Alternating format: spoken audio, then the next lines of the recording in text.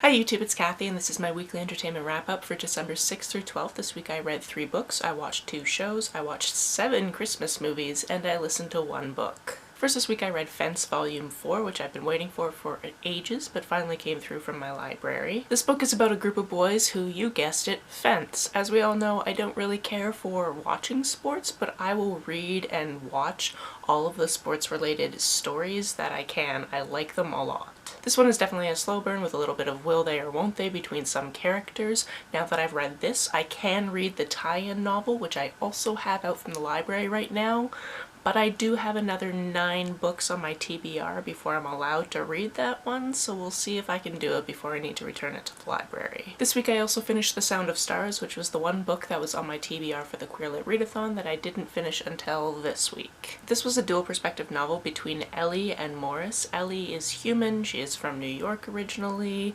she's black. Her family has been looked down upon in the building they were living in because they don't seem to be the right economic status for it. And then aliens invaded and everything went to shit a couple of years ago. Morris, on the other hand, our other perspective, is an alien from that race. In this society, the Alluri have decided that all art is banned, but Elle has been keeping a secret library, and Morris really likes Earth music. This unlikely pairing teams up on a cross-country road trip to try to save the world. I really liked this. It was obviously full of musical and literary references throughout, but I also really enjoyed the story and how it all kind of came together in the end, because certain things in the story are affected by certain things in this world, and that's so vague. Obviously they are. That's the weirdest sentence I've probably ever said, but I don't know how to explain that any better without major spoilers. This had queer rep in the fact that Elle was bi, but also demi, and that is also how I identify. The other book I read this week was the first on my TBR for the Reindeer Readathon, which I'm very behind on, and that is Mountains Beyond Mountains. This one was published in 2003, and the subject of it is Paul Farmer, who is a person that started Partners in Health, which is the charity to which all the proceeds for the Life's Library go. This book covers many different subjects and events from over his life, but the thing that's tying it together is his need to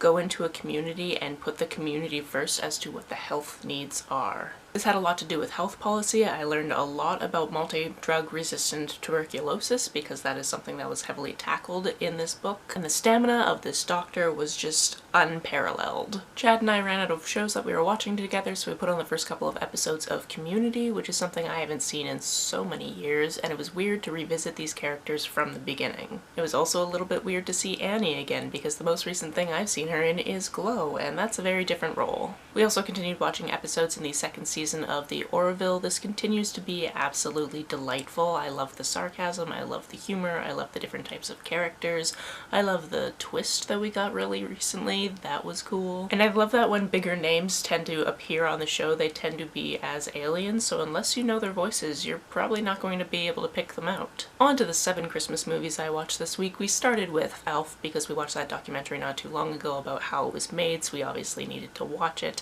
It's just as delightful as always.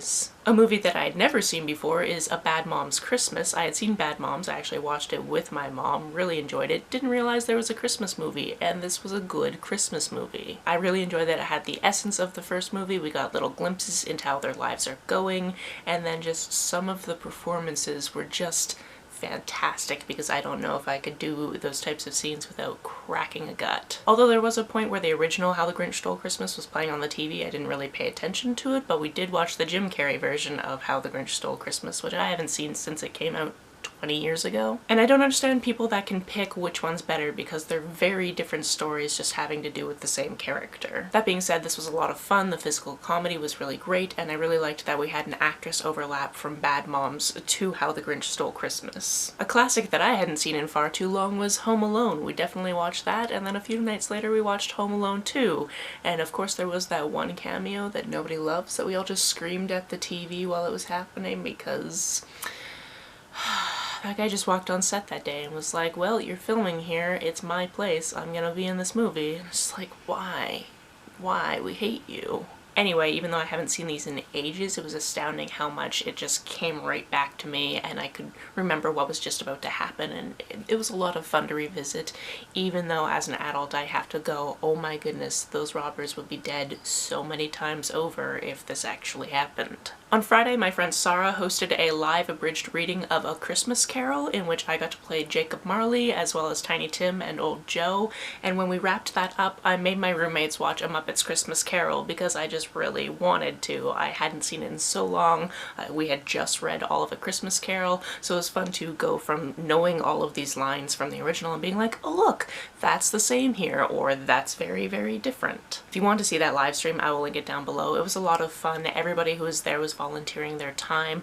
The person who played the Ghost of Christmas Present actually looks a lot like the Muppet from the Muppet's Christmas Carol, Ghost of Christmas Present, so he was perfectly cast for that and we loved it. Do I have songs from that now stuck in my head? Yes. Am I okay with it? Also yes. Another Christmas movie that I hadn't seen before was A Christmas Story, and I hated every single character in this movie. I know that this is a classic, I know that some people love it, but oh my goodness, all of these characters sucked. I also kind of tuned out after I realized that a lot of this was basically a gun advertisement, which I wasn't here for. There were a few funny parts and it is very snowy and Christmassy and all of that type of stuff, so I can see why it's a classic, but it's just not my favorite. The book I listened to this week was A Deadly Education by Naomi Novik. I went into this not knowing anything about it. I just knew the title. I knew that I had read 1.5 books from this author before, and I just kept seeing the cover everywhere, so when it was available from my library I went, sure, why not? I will listen to that.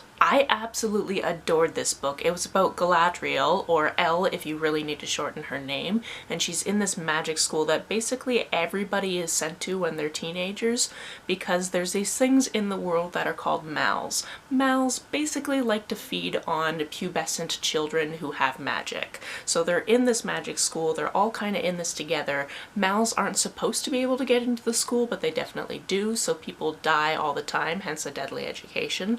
And when you graduate, you basically have to go through this section called the graduation hall where the worst mals are, and you can only really get through that if you've done your studying, if you know a lot of spells, if you have an alliance, which is really, really important, especially because Elle is an outcast. Nobody really likes her. Her family has even said that she's cursed, and she has to work super hard to accumulate all of the things she's going to need so she doesn't die upon graduation. This is especially true because dying at graduation is kind of a family legacy, given that her father died at graduation and her mother was 3 months pregnant with her when she escaped. I really enjoyed this. I really enjoyed the attitude of the main character, which really drew me into this, and how the system worked and the different magic and how there's not even teachers in this school. The school just kind of rearranges itself as it needs to enforce these rules and so that you learn, and sometimes the school works against you, and it was fantastic. And I didn't realize it was the first in a series until it was done, and I double checked it on Goodreads, so I am very interested to see what happens next because Galadriel was in the 11th year and she has to graduate next year, so we'll see how that goes. This book also has to do with privilege and social politics and working hard for what you acquire, and I just very much enjoyed it. That's it for this week. If you've read, watched, or listened to any of these, let me know about it down in the comments below. On the way down to the comments, if you hit that subscribe button, that would be very nice of you. If you don't feel like leaving a comment but want to make sure that I know you were here, just leave me an emoji or a smiley face if you're on your keyboard. Some people have asked if there's a way to financially support this channel, so I recently set up a Ko-fi account, which is a digital tipping service. The link for that is down below, as well as the link to my PayPal and my Amazon wishlist in case you would like to buy me a book. You can like and share this as you see fit, and I will see you very soon. Bye!